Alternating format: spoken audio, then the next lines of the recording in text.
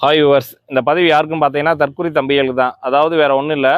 இப்போ தேமுதிக வந்து திமுகவோட கூட்டணி போனதுனால அதிமுகவும் பிஜேபியும் சேர்ந்து ரொம்ப மானங்கெட்ட கீழ்த்தரமாக விமர்சித்துக்கிட்டு இருக்காங்க. இதில் பார்த்தீங்கன்னா இவங்க ஊடால வந்த கௌசிக்கு குறுக்க வந்த கௌசிக்குன்ற மாதிரி இந்த அணில் குஞ்சுகள் அங்கிட்டு இங்கிட்டு இவங்க வந்து தவிக்கிட்டு வந்து ஓவரா சீன் போட்டுட்டு இருக்காங்க. அது என்ன பண்ணுறாங்க, ஒரு மைக்கு கேமரா தூக்கிட்டு போய் கோயம்பேடு பஸ் ஸ்டாண்ட் பக்கத்தில் நின்றுக்கிட்டு இந்த பாலத்தை பாருங்க, இந்த பாலத்தை அடிச்சவங்க கூட தான் கூட்டணி வச்சிருக்காங்க செஞ்சிருக்காங்க, கேப்டனுடைய ஆத்மா மன்னிக்காது, அதனால விஜயகாந்த் ஓட்டு எல்லாமே விஜய்க்கு போகிறோம், அதனால விஜய் எல்லாருமே விஜய்க்கு ஓட்டு போடுங்க, யாரும் விஜயகாந்த் ஓட்டு போடாதீங்க, கேப்டன் ரசிகர்லாம் விஜய் தான் உண்மையான வாரிசு அப்படின்னு சொல்லிட்டு இருக்காங்க. இல்லையே முட்டா பயலுகளா, கேப்டனுடைய உண்மையான வாரிசு எங்க புரட்சி கலைஞர் புரட்சி தம்பி விஜய் பிரபாரன் மாத்திரம் தாண்டா, எங்க அந்நியார் தாண்டா விஜய் கேப்டனுடைய வாரிசு. விஜய் எல்லாம் யாரா, விஜய்க்கு எதுக்குடா நாங்க எதுக்குடா ஓட்டு போடணும் முட்டா பயலுகளா, விஜய்க்கும் கேப்டனுக்கு என்னடா சம்பந்தம் இருக்கு முட்டா பயலுகளா, கேப்டன் வந்து 1000 பேரை தூக்கி விட்டுருக்காரு, அதுல ஒருத்தன் தாண்டா விஜய்.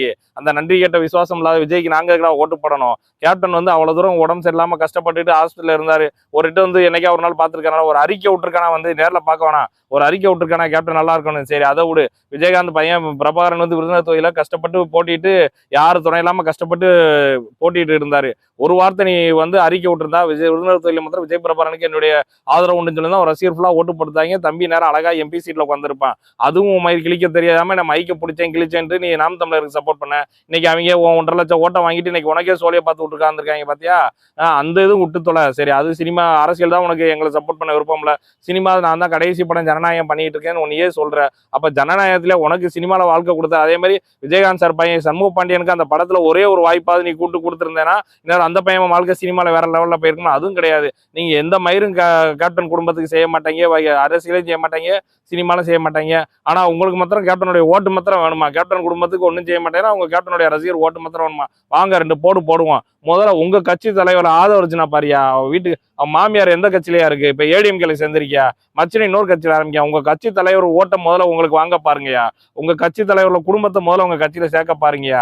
அதை விட்டுக்கிட்டு கேப்டன் கட்சியில இருந்து எல்லாம் இங்கே வராங்க, விஜய்க்கு போட போறாங்க, கேப்டன் கட்சி ஃபுல்லா விஜய்க்கு வராங்கன்னு நீங்களா உங்க ட்ரெண்டா அடிச்சிட்டு இருக்காங்க. முதல்ல உங்க கட்சியை ஒழுங்கா வளர்க்க பாருங்க, உங்க கட்சியில உள்ள ஓட்ட ஒழுங்கா பாரு, உங்க கட்சி ஓட்டெல்லாம் விஜய் அதிமுகவுக்கும் திமுகவுக்கும் போயிட்டு இருக்கா, அந்த வழியை பாருங்கடா. இருக்கிறத விட்டுட்டு தேவையில்லாம சந்துக்குள்ளேயும் பொந்துக்குள்ளேயும் அங்கிட்டு குறுக்க மறுக்க வந்து அலைஞ்சிட்டு இருக்கீங்க முட்டா பயலுகளா. முதல்ல சாட்டத்துறை முறை கழுவி ஊத்துறானே முதல்ல அவனுக்கு பதில் சொல்லுங்கடா, அதுக்கப்புறம் நீங்க எங்க கூட பெரிய கட்சி கூட வரலாம்டா முட்டா பயலுகளா, தற்கூரி தம்பிகளா.